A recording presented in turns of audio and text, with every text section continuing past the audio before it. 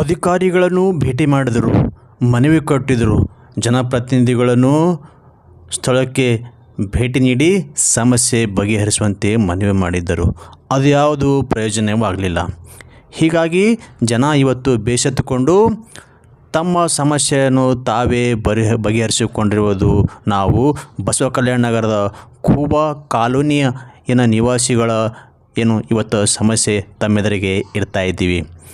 ಏನಪ್ಪ ಅಂದ್ರೆ ಹಲವು ದಿನಗಳಿಂದ ಜನಪ್ರತಿನಿಧಿಗಳು ಅಧಿಕಾರಿಗಳನ್ನು ತಮ್ಮ ಸಮಸ್ಯೆ ಅವರ ಗಮನಕ್ಕೆ ತಂದರೂ ಯಾವುದೇ ರೀತಿಯ ಪ್ರಯೋಜನವಾಗಿಲ್ಲ ಎಂದು ಬೇಸರ ವ್ಯಕ್ತಪಡಿಸಿ ಮನೆ ಮನೆಗೆ ಚಂದ ಪಟ್ಟಿ ಮಾಡಿ ತಾವೇ ಸ್ವಂತ ಹಣದಿಂದ JCP ಮುಖಾಂತರ ಮರಮು ಹಾಕಿಕೊಂಡು ಸ್ವಂತ ಇವತ್ತು ರಸ್ತೆ ನಿರ್ಮಿಸಿಕೊಂಡು ಇವತ್ತು ಏನಪ್ಪ ಅಂದ್ರೆ ಅಧಿಕಾರಿಗಳ ಮತ್ತು ಜನಪ್ರತಿನಿಧಿಗಳ ವಿರುದ್ಧ ಹಿಡಿಶಾಪ ಹಾಕುವಂಥ ಪರಿಸ್ಥಿತಿ ಇವತ್ತು ಅವ್ರದ್ದು ನಿರ್ಮಾಣವಾಗಿದೆ.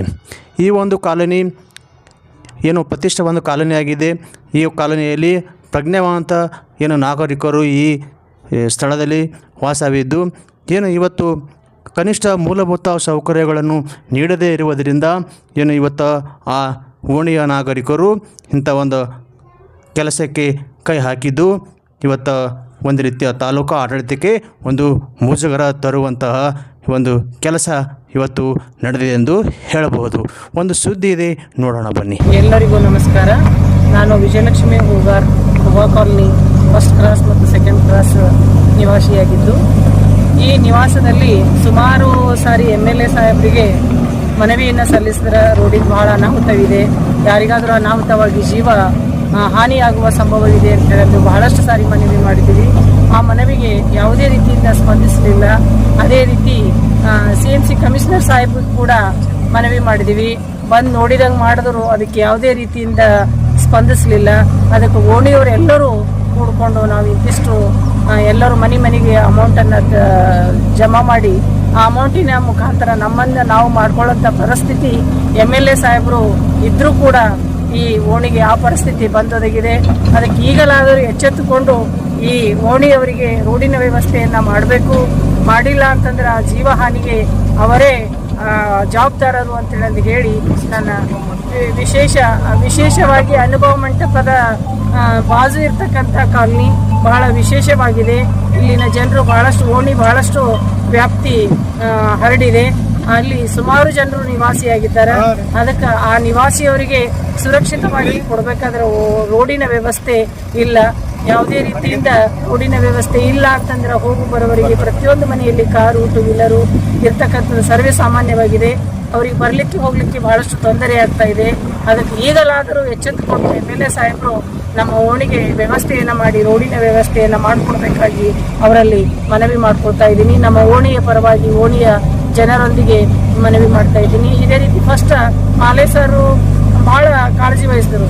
ಮಾಲೆ ಸರ್ ಬಂದು ಏನು ಮಾಡ್ಬೇಕು ಏನಿಲ್ಲ ಅಂತ ಹೇಳಿದ್ರು. ಯಾರು ನನಗೆ ಸ್ಪಂದಿಸ್ತಾ ಇಲ್ಲ ಸರ್, ನಿಮ್ಮೊಂದಿಗೆ ನಾವಿದ್ದೇವೆ ಸರ್, ನೀವು ಯಾವುದಕ್ಕೂ ಅಂಜಬೇಡ್ರಿ, ನಾವು ಒಳ್ಳೆ ಕೆಲಸಕ್ಕೆ ನಾವು ಯಾವುದಕ್ಕೂ ಸಹಾಯ ಮಾಡ್ತೀವಿ, ನಾವಿದ್ದೀವಿ ಅಂದಾಗ ಅವರಿಗೆ ಧೈರ್ಯ ಇಮ್ಮಡಿಯಾಗಿ ಅವರು ಮುಂದುವರೆಸಿದ್ರು. ಅವ್ರ ಜೊತೆಗೆ ನಮ್ಮನೆಯವರು ಕೂಡ ರಾಜ್ಕುಮಾರ್ ಹೂಗಾರ್ ಅವರು ಕೂಡ ಬೆನ್ನೆಲುಬಾಗಿ ನಿಂತಿದ್ದಾರೆ.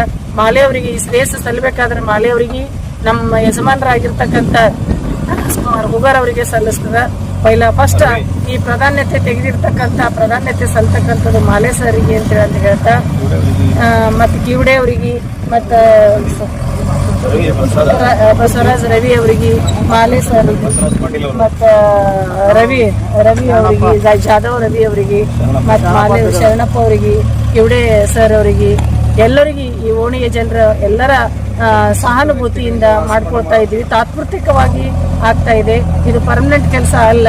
ಅದಕ್ಕಾಗಿ ಪರ್ಮನೆಂಟ್ ಕೆಲಸ ಮಾಡ್ಕೊಡ್ಬೇಕಾದ್ರೆ MLA ಸಾಹೇಬರು ಇದಕ್ಕೆ ಧ್ವನಿ ಕೊಡಬೇಕು, ಗಮನ ಹರಿಸಿ ಇದಕ್ಕೆ ಈ ರೀತಿಯಿಂದ ಸುಮ್ಮನೆ ಗಮನ ಹರಿಸಲಿಲ್ಲ ಅಂತಂದ್ರೆ ಯಾವುದೇ ಅನಾಹುತಗಳಿಗೆ ಅವರೇ ಜವಾಬ್ದಾರರಾಗಿರ್ತಾರೆ. ಅದಕ್ಕೆ ಅವರಲ್ಲಿ ಮನವಿ ಮಾಡಿ ಕಳಕಳಿ ವಿನಂತಿ ಮಾಡ್ತಾ ಇದ್ದೀನಿ. ಈ ಓಣಿಗೆ ಗಮನ ಹರಿಸಿ ಈ ಓಣಿಯ ರೋಡಿನ ವ್ಯವಸ್ಥೆಯನ್ನು ಮಾಡಿಕೊಳ್ಬೇಕಾಗಿ ಕಳಕಳಿಯಿಂದ ಅವರಲ್ಲಿ ಮನವಿ ಮಾಡ್ಕೊಳ್ತಾರೆ ಎಲ್ಲರ ಪರವಾಗಿ.